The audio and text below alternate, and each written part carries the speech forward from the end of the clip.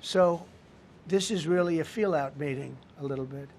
And President Putin invited me to get involved. He wants to get involved. I believe he wants to get it over with. Now, I've said that a few times, and I've been disappointed because I'd have like a great call with him, and then missiles would be lobbed into Kiev or some other place, and you'd have 60 people laying on a road dying.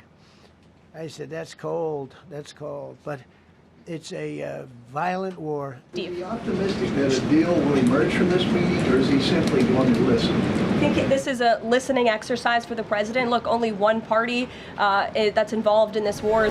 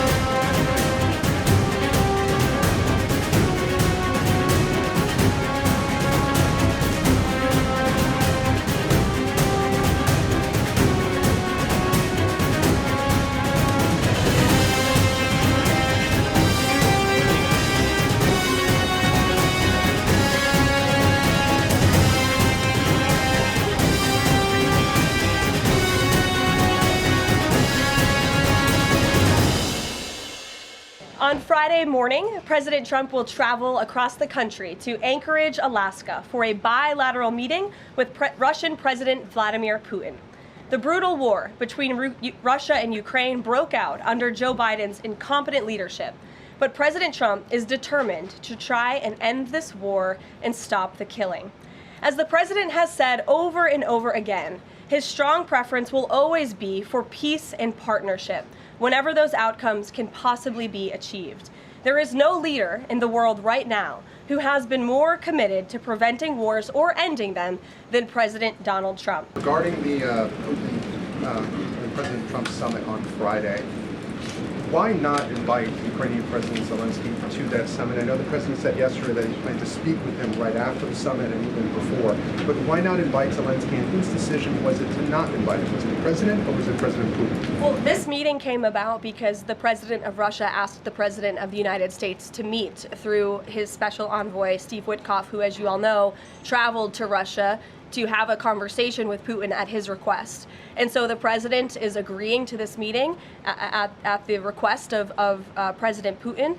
And the goal of this meeting for the president is to walk away with a better understanding of how we can end this war. And the president said at this podium yesterday when he joined all of you in the room that he hopes in the future there can be a trilateral meeting with these three leaders to finally bring this conflict to an end. But this administration has really used every lever, has taken every measure to achieve peace through a diplomatic solution. And I think the president of the United States getting in the room with the president of Russia, sitting face to face rather than speaking over the telephone, will give this president the best indication of how to end this war and where this is headed. You're learning that President Trump spoke with Ukrainian President Zelensky. I was curious if you can share any more details about their call, and did Zelensky give President Trump any red lines, any non-starters ahead of the summit on Friday? Look, I don't want to reveal the private conversations between the president and President Zelensky, but what I can tell you is that the president has deep respect for all parties that are involved in this conflict and are trying to bring this conflict to an end. After Special Envoy Witkoff returned from his meeting with President Putin in Russia, his first phone call was to President Trump. And President Trump's first phone call was to President Zelensky and to our friends in Europe to keep everybody in the loop about where the United States can see moving the ball forward to end this conflict. And so we continue to be very much engaged with President Zelensky and the Ukrainians, but also our allies in Europe as well. And then just one more for you. How does the president measure success coming out of this meeting? The president at times has suggested that Putin might be tapping him along. Is he prepared to walk out of this meeting if he senses that Putin is not serious about ending this war? I think I just answered that question for you and what the goal and the expectation of the meeting is. And I won't jump ahead of any hypotheticals, and I'll leave it to the president to speak to all of you after the meeting, which I'm very confident he will. Steve. Is he optimistic that a deal will emerge from this meeting, or is he simply going to listen? I think this is a listening exercise for the president. Look, only one party that's involved in this war is going to be present.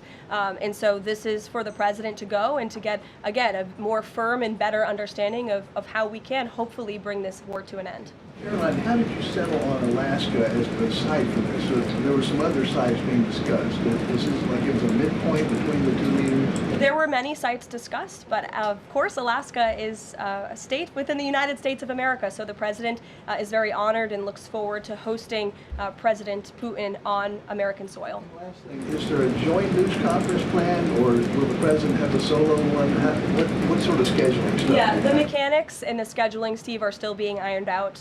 For Friday, we're working with our Russian counterparts to put those plans into action, and of course we'll keep you all apprised on the logistical details of Friday as soon as we get them. Charlie? The president said at the podium yesterday twice that he was planning to go to Russia. Was that a verbal slip-up, or does he actually plan to go to Russia? Perhaps there are plans in the future to travel to Russia, and on Friday the president will be meeting with the Russian President Vladimir Putin in Alaska, as you know. Two questions, if I may. The president has talked about land swaps between Russia and Ukraine. Vladimir Putin says he wants Russia to hold on to Russian-occupied territory in eastern Ukraine. Is the White House at all concerned about the messaging that potentially giving over or allowing for Russia to maintain its occupied territory in eastern Ukraine, what that might say to other U.S. adversaries like China? Look, right now, the President of the United States has done more to end this war than his predecessor, Joe Biden, who allowed this war to take place. This war, don't forget, happened at the result of the weakness and the incompetence of the previous administration. And so the president inherited this conflict, and he is determined to end it. And it's a very complex and complicated situation. As for the details of the plans that have been kind of tossed back and forth, I won't get into those, and I will let the President of the United States discuss those plans with the President of Russia, with our European allies, and the President of Ukraine, Zelensky himself as well. Last week, the meeting with Putin was sort of described potentially as an opportunity for a deal. Now it's a feeling out.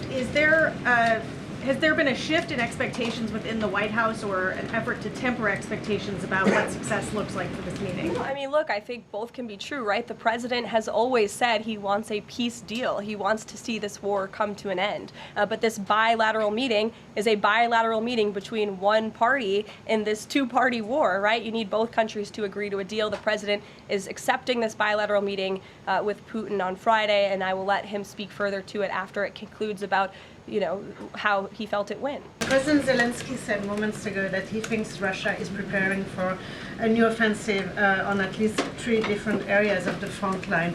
Is this something that you could confirm based on U.S. intelligence? And if the president sees that Putin is indeed planning major new offensive or moving troops, would he call off the meeting on Friday?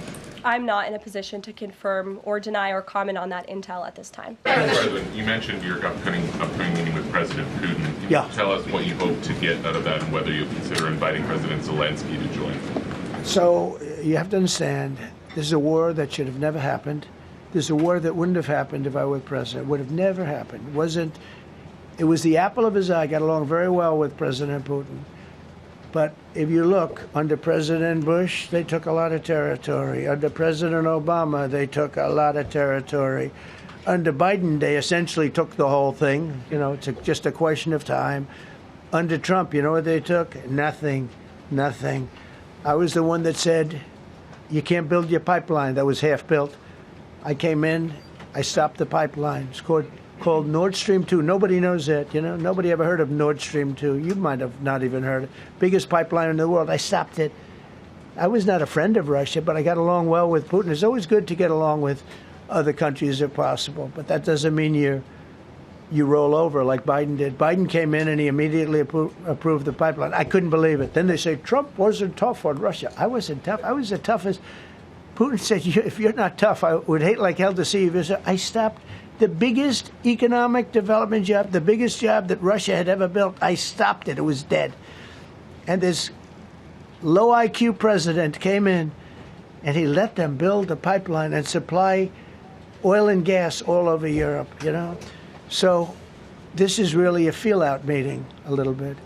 And President Putin invited me to get involved. He wants to get involved. I believe he wants to get it over with. Now, I've said that a few times, and I've been disappointed because I'd have like a great call with him, and then missiles would be lobbed into Kiev or some other place, and you'd have 60 people laying on a road dying. I said, that's cold, but it's a violent war. 5,000 to 7,000 people a week are dying. And you know, there's nobody from here. They're all Russian and Ukrainian people, and some people from the cities, much smaller number, but still, those missiles do damage and they kill a lot of people, but mostly soldiers. And they're young soldiers, although in the case of Ukraine, they're getting much older. They're drafting 60-year-olds now. It's a terrible thing to witness, and I think I have an obligation. Look, this is Joe Biden's war. This is not my war. I made a deal with NATO a month ago. You covered it very accurately, actually. We don't pay anything anymore. You know, we're not paying anything. They are buying things from us, and NATO is paying us. I got it raised from 2% of GDP to 5%. And they're paying us for everything that we send. We're not paying. But Biden approved $350 billion. Europe has spent $100 billion. The money that's been spent and the death is incredible. It's the worst thing that's happened, by far the worst that's happened since World War II. So I'm going in to speak to Vladimir Putin. And I'm going to be telling him, you got to end this war. You got to end it. And he wasn't going to mess with me. This war would have never happened. You know, we had a discussion about it one time, and we never had that discussion again. Would have never happened.